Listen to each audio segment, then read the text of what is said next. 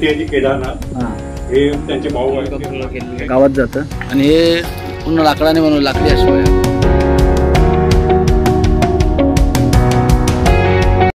नमस्कार मंडळी, आपल्या व्हिडिओच्या दुसऱ्या भागामध्ये आपल्या सर्वांचं स्वागत आहे. आणि आता आम्ही निघालो आहेत श्री परशुराम मंदिरापासून आता पुढे मार्लेश्वरकडे.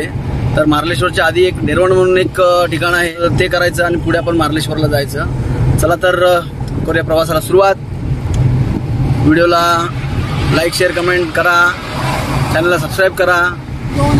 रात्री आपल्याला हा रस्ता मी तुम्हाला इतका दाखवला नाही आहे, पण हा रस्ता पहा. माणगाव सोडल्याच्या नंतर जो रस्ता असा लागतो, खूप भारी रस्ता आहे. काल गाडी चालवायला खूप मजा आली, त्यामुळे खूप छान असा मुंबई गोवा राष्ट्रीय महामार्ग बनवला आहे आणि अजून काम चालू आहे की पुढच्या काही वर्षांमध्ये आपल्याला अजून छान असा रस्ता पाहायला मिळेल. तर पहा, रस्ता पूर्ण छान आहे, 2 पदरी आहे. तुम्ही रात्री जाऊन प्रवास सुखकर होऊन जाईल. आता मंडळी, आपण आता सावर्डे सोडला आहे आणि सावर्डे सोडल्याच्या नंतर इथे एक 500 मीटरवरतीच आपल्याला इथे डावीकडे वळायचं आहे. तो डावीकडे आपण वळलो की तो रस्ता जातो आपला शिवसृष्टी डेरवणकडे. आपण डेरवणला जातो. आपण आलेलो आहोत आता शिवसृष्टी डेरवण येथे. डेरवण चिपळूणपासून सुमारे 19 किलोमीटर अंतरावर असलेलं हे ठिकाण पर्यटकांच्या आकर्षणाचा विषय ठरत आहे. रस्त्याच्या दुतर्फा असलेल्या छत्रपती शिवाजी महाराजांच्या मावळ्यांच्या प्रतिकृती लक्ष वेधून घेतात. या रस्त्याने प्रवास करत असताना आपण एखाद्या किल्ल्याच्या तटबंदीच्या बाजूने जात आहोत असा भास होतो. या ठिकाणाला शिवसृष्टी, शिवसमर्थ गड व डेरवण मठ असं म्हटलं जातं. भव्य प्रवेशद्वारातून आत प्रवेश केल्यावर आपल्याला शिवसमर्थ मंदिर पाहायला मिळतं. मंदिरात प्रवेश केल्यावर आपल्याला जगद्गुरू तुकाराम महाराज, श्री रामदास स्वामी, छत्रपती शिवाजी महाराज यांच्या प्रतिकृती पाहायला मिळतात. सीतारामबुवा वालावलकर यांच्या स्मृतिप्रित्यर्थ दिगंबरदास महाराज यांच्या संकल्पनेतून ही भव्य वास्तू साकारली गेली आहे. 5 मे 1981 या दिवशी या स्मारकाचं लोकार्पण करण्यात आलं. हे आल्यावर आपल्याला एक मोठं दालन लागतं. त्या दालनाच्या भिंतींमध्ये छत्रपती शिवाजी महाराजांच्या जीवनावरील विविध ऐतिहासिक प्रसंगशिल्पे कोरण्यात आली आहेत. शिल्पकार कैलासवासी श्री दादा पाटकर आणि त्यांच्या सहकार्यांनी या शिल्पांमध्ये अक्षरशः जिवंतपणा ओतला आहे. भिंतीशिल्पावरील एक प्रसंग आपल्याला ऐतिहासिक घटनांची जाणीव करून देतो. भिंतींवरील एक शिल्प पाहताना अंगावर अक्षरशः रोमांच उभे राहतात.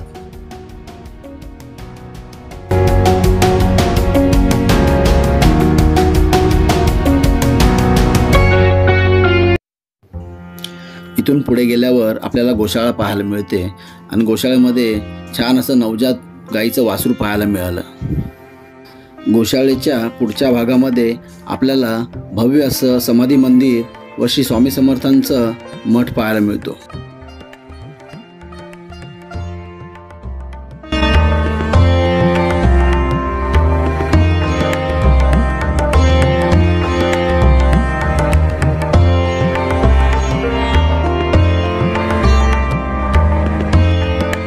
आता बाहेर आलोत आपण आणि आतमध्ये बरेच काही अशा प्रतिकृती बनवलेल्या आहेत. त्यांनी स्कल्पचर आहेत आणि आतमध्ये फोटो आणि व्हिडिओ काढण्यासाठी इतकी परवानगी नाही आहे, त्यामुळे आम्ही थोडे फोटो आणि व्हिडिओ काढले.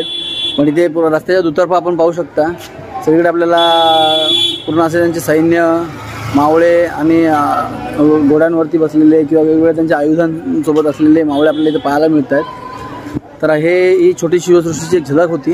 तर आता याच्यानंतर आपण जात आहोत इथलं डेरवणमधलं केदारनाथ मंदिर, जे प्राचीन आहे ते पाहायला चाललो आहे. तर आता आपण आलो आहोत तिथे केदारनाथ मंदिर सावर्ड्यामध्ये. सावर्ड्याला केदारनाथ मंदिर सावर्ड्याचं.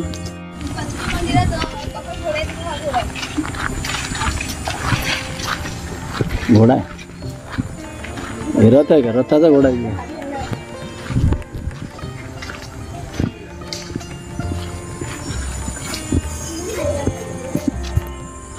दादा, तुमचं नाव काय? श्रीकांत शिवा गुरव. हां, तर हे दादा गुरव आहेत श्री केदारनाथांचे. तर दादा जरा मला माहिती द्याल आपली इथे काय काय आहे मूर्त्यांचं? कोणती? पहिले मूर्ती आहे ती केदारनाथ. हां, हे त्यांचे भाऊ आहेत ते बाजी. ते त्यांचे अंगरक्षक आणि ह्या 4 केदाराच्या बायका अंबाई, वागजाय, रुद्रकाय आणि कालकाय. अच्छा, जे आपल्या कोकणात म्हणजे असं बरंच कालकाई उत्सव असतात त्यांचे. आणि आता मंदिर म्हणजे किती वर्ष जुनं आहे तरी? तरी पण मी जेव्हा जन्मलो होतो त्याच्या पहिलेच आहे. अच्छा, तरी आता 60 झाले. तरी मी 100 वर्ष जास्त जुनं मंदिर आहे. होय. तर हे मंदिर पाहू शकता. आणि ते लाकडात बघा कोरीव काम सगळं केलेलं आहे. पहिले जुन्या लोकांनी केलेलं आहे. सगळं लाकडात कोरीव काम केलेलं आहे. ही जी मूर्ती आहे ती पण लाकडी आहे ना, कोरीव काम केलेली. आणि बघा पूर्ण मंदिराचा गाभारा जो आहे तो पण पूर्ण असा लाकडाचा कोरीव काम केलेला आहे. इथे पूर्ण लाकडी खांब आहेत हे मंदिराला. छान आहे मंदिर, निसर्गाच्या सानिध्यात आहे एकदम. आणि केदारनाथ ही यांची इथली ग्रामदेवता आहे. आणि हे दादा ही कुठली आहे मूर्ती? अन्नपूर्णा देवी आहे. बघा इथे छान आहे मंदिर. आणि पूर्ण परिसर पण खूप छान आहे असं मंदिराच्या आजूबाजूचा. लहान असं छोटंखानी मंदिर आहे एकदम कौलारू. तर कधी तुम्ही इथे जर प्रवास करत असाल चिपळूणवरून रत्नागिरीकडे तर सावर्ड्याला आपल्याला जवळच आहे मंदिर. त्या मंदिराला नक्की भेट द्या.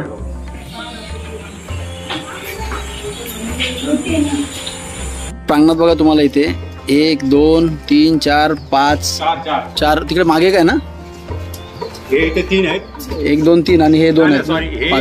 एकाच 2 केले. अच्छा, एकाचे 2 आहेत. ओके. आणि हे तिकडे तर हे इतके हे आहेत. हे आपल्याला हे स्मशान आहेत. पण हे प्रत्येकाचे इथे आता त्यांनी दादाने मानकऱ्यांचे आहेत. म्हणजे प्रत्येकाची गावातली काही मानकरी व्यक्ती आहेत त्यांचे वेगवेगळे ते आहेत. आणि बाकी जे संबंध गावाचं ते शंकराचं मंदिर आहे तिकडे आहे. पण ह्या मंदिरासमोर ही आपल्याला ही 4 प्रामुख्याने पाहायला मिळतात. म्हणजे हे जे आहे ते एकच आहे. आणि हे काय आणि एक मागे इकडे. छान, ही गोष्ट आपल्याला इथे नव्याने पाहायला मिळाली. मागची बाजू. आणि हा अश्व कसला दादा?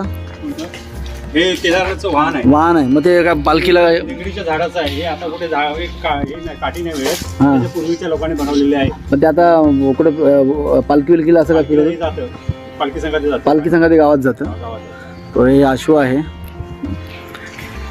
हे पालखी जेव्हा निघते तेव्हा पालखीसोबत हे गावात जातं. आणि हे पूर्ण लाकडाने बनवलं, लाकडी अश्व आहे पूर्णपणे. तर मंडळी, आपल्याला हा व्हिडिओ कसा वाटला नक्की सांगा. व्हिडिओला लाईक शेअर कमेंट नक्की करा. व चॅनलवर नवीन असाल तर चॅनलला सबस्क्राईब केल्याशिवाय जाऊ नका. तर चला भेटू पुढच्या भागात.